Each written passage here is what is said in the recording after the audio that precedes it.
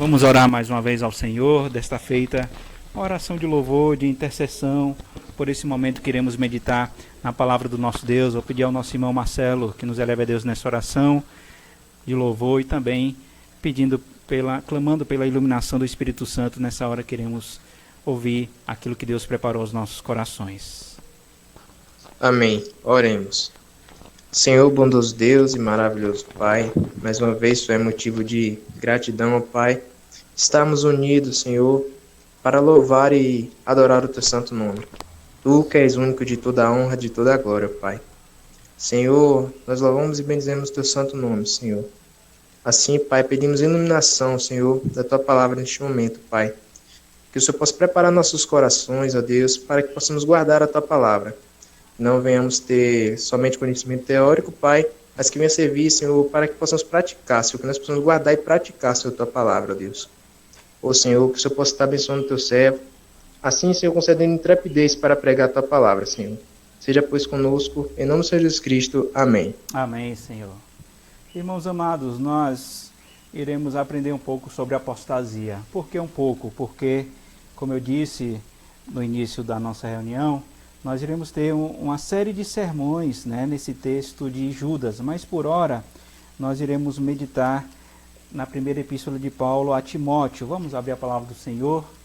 Aqui nós iremos ver como Paulo, preocupado, né, com o seu filho na fé, Timóteo, que era pastor na igreja de Éfeso, uma igreja super importante dentro da história do cristianismo, né, ele vai exortar a Timóteo sobre o perigo dos falsos mestres. Lembrando, não quero já adiantar nada, mas lembrando que ele falou exatamente isso lá em Atos 20, ele falou que depois da sua partida iriam entrar lobos vorazes que iriam atacar o rebanho do Senhor.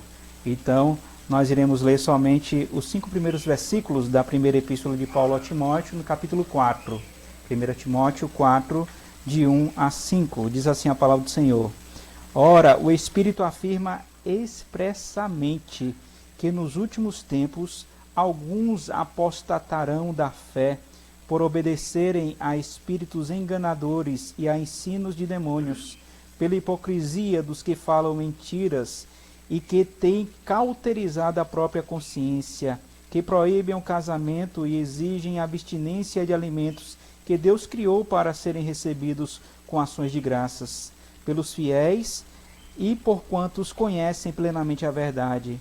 Pois tudo que Deus criou é bom, e recebido com ações de graças, nada é recusável, porque pela palavra de Deus e pela oração é santificado. Que o Senhor assim aplique em nosso coração a leitura da sua santa palavra. Queridos irmãos, um chavão, né, que a gente sempre ouve, nunca na história da nossa humanidade, mas isso é um chavão verdadeiro em relação à apostasia. Nunca na história da nossa humanidade temos visto tantas pessoas abandonando a fé. A palavra apostasia tem a ver exatamente com isso, né? É uma rebeldia consciente. As pessoas que outrora estavam de um lado vai para um outro lado.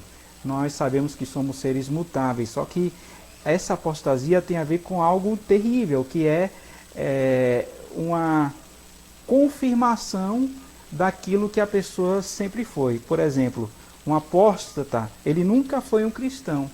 Por isso que o autor aos Hebreus vai falar, né, daqueles que uma vez foram iluminados, né?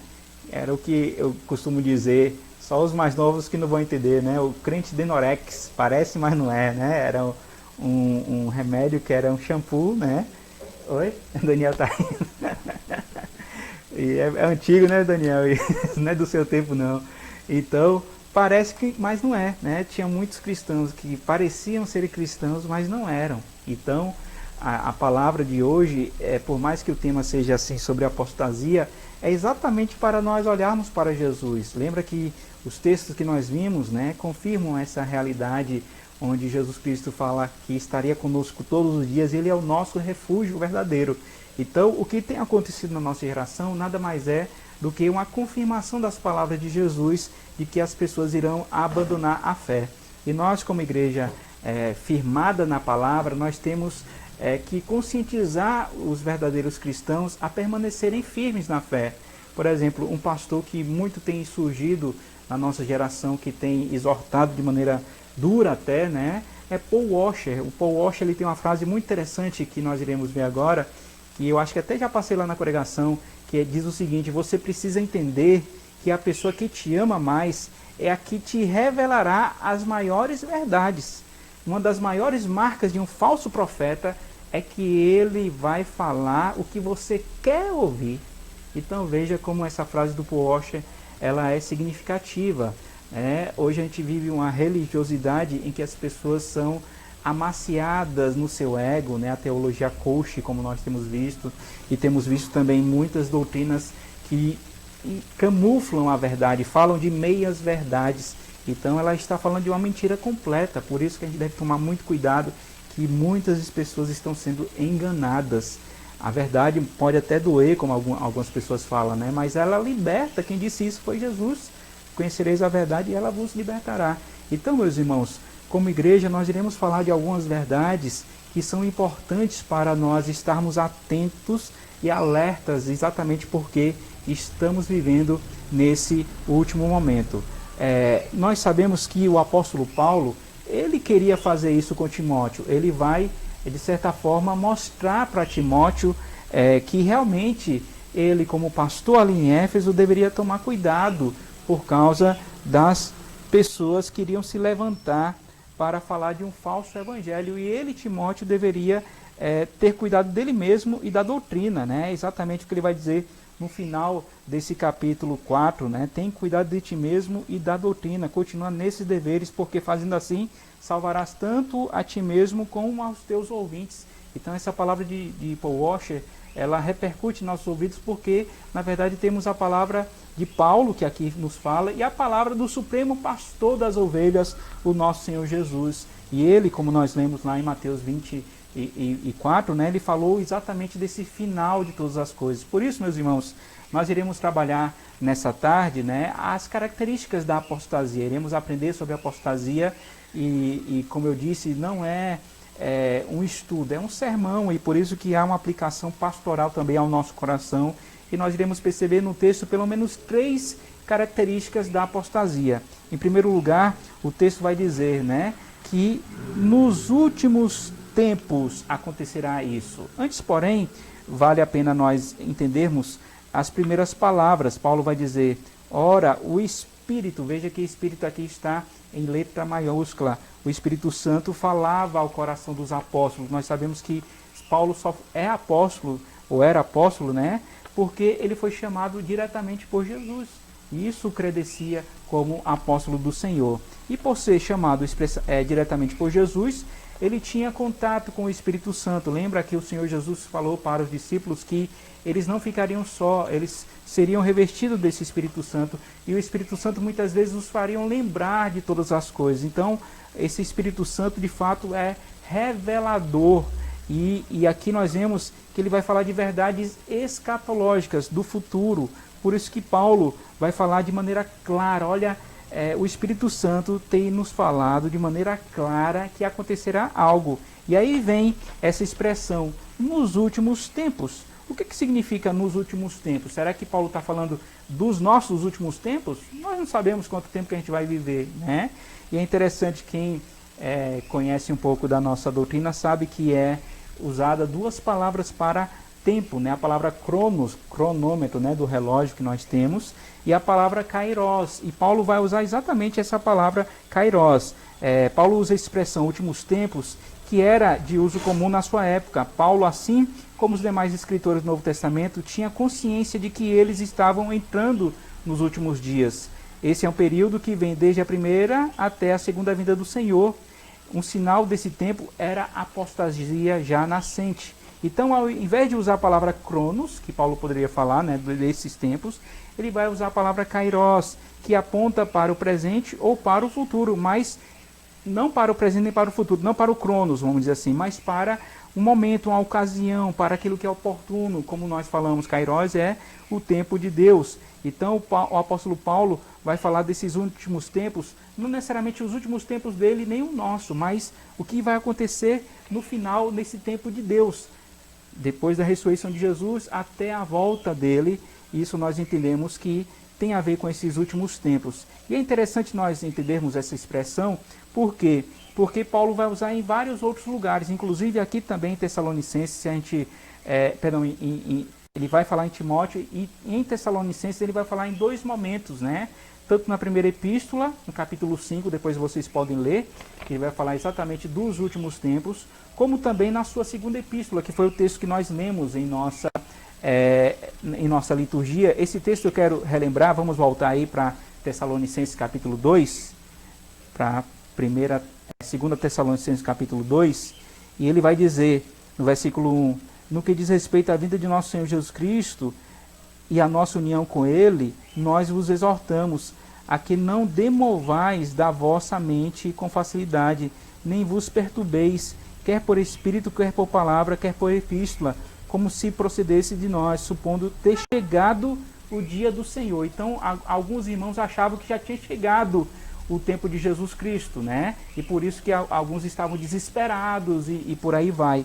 Então, Paulo vai falar desse dia do Senhor de letra maiúscula. E aí vem o tema que nós estamos falando. Ele vai dizer, ninguém de modo nenhum vos engane. Por quê? Porque isso não acontecerá sem que primeiro venha a apostasia. Então, veja como nós precisamos aprender sobre a apostasia, porque, como bem disse Daniel, né, nós não combinamos nada, e na oração dele ele falou que já tinha acontecido essa apostasia e tem acontecido na nossa época também. Então nós precisamos ter isso em consciência, né? As pessoas estão preocupadas com os gafanhotos, que graças a Deus não chegou no Brasil, com terremotos, com ciclone, esse sim chegou, né? Mas primeiro tem que ter apostasia. Por isso, meus irmãos, é importante entender que nos últimos tempos acontecerá a apostasia. Essa é a primeira lição para nós. Entendamos, como diz o nosso Senhor Jesus Cristo lá em Mateus, estou sendo repetitivo, mas é só para fixar que ele vai falar que depois que o Evangelho for pregado em todas as nações, aí virá o fim. Então, ninguém sabe quando é que vai ser a volta de Jesus. Aqui em Tessalonicenses ele repercute também as próprias palavras de Jesus, que ele virá como ladrão. Está no capítulo 5 da primeira epístola. Então veja, o que isso tem a ver conosco? Nós devemos estar preparados, nós não sabemos qual será o nosso último tempo.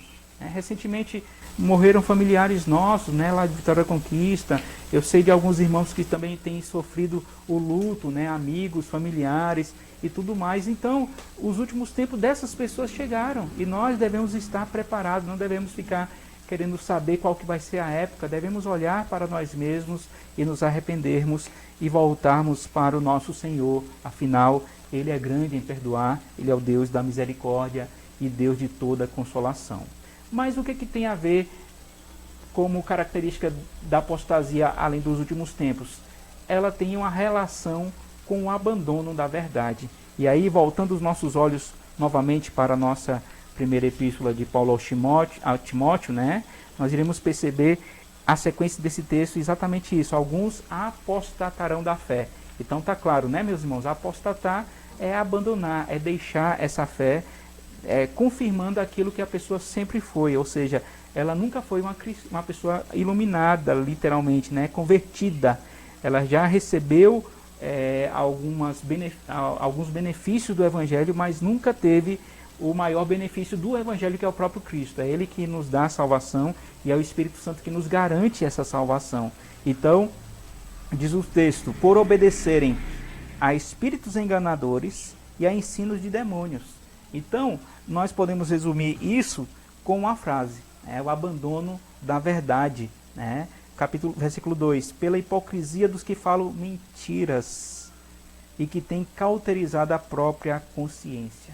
Então, a apostasia tem a ver com o abandono da verdade. Aqui Paulo vai falar de algumas características desse abandono, A obediência a espíritos enganadores e a ensino de demônios. Então, se a gente fala assim claramente de uma heresia, a pessoa, na hora, ela entende, peraí, isso é heresia, Mas muitas vezes, meus irmãos, a heresia ela começa com detalhes, com brechas, com pequenas aberturas que nós acabamos aceitando, e mais para frente nós entendemos que isso já é algo que faz parte da nossa consciência, ou seja, já aceitamos aquilo ali e a nossa consciência se torna cauterizada. Então Paulo está dizendo exatamente isso, cuidado, porque esses ensinos são demoníacos e ela pode, como diz aí o versículo 2, né, pela hipocrisia dos que falam mentiras e que tem cauterizada a própria consciência. Então, se nós falarmos, por exemplo, do adventismo, né, na época houve pessoas que combateram. Hoje nós já entendemos que não há problema com o adventismo, né? Quando eu digo nós, os que aceitam, né? Para nós entendemos que é uma seita, né? E hoje os irmãos estão vendo, né? Esqueci até o nome agora, mas tem uma seita que tem surgido de chineses, né? Que tem se infiltrado em nosso meio. Eu já recebi 2 convites para que sejam meus amigos, porque eles também já receberam. Fotos iguais, nome diferente. É isso, Então, ela tem surgido, tem, né, demonstrado assim que são cristãos e por aí vai, e muitos deles negam a doutrina da pessoa de Cristo, né, como nosso Salvador. Então, isso é um outro detalhe, nós não iremos aqui entrar em minúcias, né, em coisas pequenininhas, detalhes minuciosos, mas nós sabemos que há heresias no nosso meio também, que estão acontecendo exatamente nesse exato momento. Então devemos estar atentos. Por quê? Porque o abandono da verdade, meus irmãos, é algo que, como nós falamos, surgiu no passado, tem surgido agora e vai crescer no futuro. E Paulo vai dizer, né, espíritos malignos são esses que estão seduzindo, né? Eles são capazes de encantar as pessoas, como foi no passado, né, na época de Moisés, e muitas pessoas vão obedecer aos ensinos do demônio. Então, cuidado, devemos estar atentos, né, aqui temos 2 crianças, com os adolescentes, com a futura geração, com outros, né, que já estão no nosso meio, para que realmente não sejamos arrastados pelos erros desses insubordinados. É o que Pedro vai falar na sua epístola. Temos aí Paulinho e Gustavo que estão nos vendo também, né, para a gente estar consciente, né, de que não devemos ser arrastados pelos erros desses insubordinados. Mas, meus irmãos, caminhando para o final, nós teremos muito que falar sobre essa questão desse engano, né, da falta da verdade. Nós sabemos quem é o pai da mentira. Então, por isso que devemos estar conscientes exatamente de que a apostasia tem a ver com o abandono da verdade. Volto a repetir, não é de maneira abrupta, ela é gradativa e nós devemos tomar cuidado com qualquer brecha que tem vindo da parte do nosso inimigo. O apóstolo Paulo vai falar que devemos estar atentos para preservarmos a sã doutrina. Ele vai falar isso aqui em Timóteo, vai falar em Tito também. E sobre esse tempo, né, que nós já estamos vivendo, lá na sua 2ª epístola, ele vai dizer exatamente isso. Haverá tempo em que não suportarão a sã doutrina. Então ele está dizendo da época, né, que vai acontecer, haverá um tempo que as pessoas não vão suportar. Pelo contrário, cercar-se-ão de mestres segundo as suas próprias cobiças, como que sentindo coceira nos ouvidos, e se recusarão a dar ouvidos à verdade, entregando-se a fábulas. Então, nós temos visto muitas pessoas que estão sendo entregues a essas fábulas. E por último, caminhando para o final, né, nós podemos perceber que uma das características da apostasia é que eles vão exigir coisas que não estão na Bíblia. Fica claro para nós, né? Se a Bíblia é a verdade, né, e a pessoa está abandonando a verdade, então ela tem que colocar uma outra coisa. Tem que fazer campanhas, tem que fazer conferências, né? Tem que fazer lives. Não que a live seja ruim, né? Pelo contrário. Mas tem que fazer eventos, é isso que eu quero dizer. Tem que fazer coisas para manter essas pessoas presas a eles, né? E muitas dessas coisas, as práticas, né? Muitas dessas práticas não tem nada a ver com a verdade. Já na época de Paulo ele vai dizer, versículo 3, que proíbem o casamento e exigem abstinência de alimentos. Depois a gente vai falar sobre isso, porque Deus criou tudo para a sua glória. É isso? Quer comais, quer bebais, você deve fazer tudo para a glória dele. E aí perceba claramente que ele vai falar de 2 coisas, casamento e abstinência de alimentos. O que isso significa? Aqui nós iremos fazer uso da nossa Bíblia de Genebra, né, que tem um comentário muito interessante que diz assim: os falsos mestres promoviam um rigoroso estilo de vida de autonegação. Parecia que os efésios haviam sucumbido ao ensino deles, né, de que o mundo, né, material é perverso. A pessoa espiritualizada deveria evitá-lo. Então, a visão de que a matéria é ruim, né? Mais para frente vai criar-se uma heresia chamada gnosticismo, que até hoje ela vigora e é até bonito, né? Você tem que cuidar do espírito, porque o corpo é ruim. Se eu falo isso em um contexto espiritual, todo mundo vai dar glória. É isso mesmo, pastor, a gente tem que cuidar do espírito mesmo. A carne é fraca, né? Mas, meus irmãos, Deus nos fez completos, então a gente deve cuidar das duas coisas. Logicamente que o espírito é mais importante, né? Mas não que a gente vai fazer essa divisão. Então, naquela época, se falava do casamento e dos alimentos. E veja só, uma última notinha, diz assim: parece que os falsos mestres tinham distorcido a lei do Antigo Testamento para que apoiasse seus pontos de vista nessa nova visão, né? Então, nós vemos aqui que Paulo vai usar também outros argumentos em outros momentos falando sobre essa questão do casamento e dos alimentos.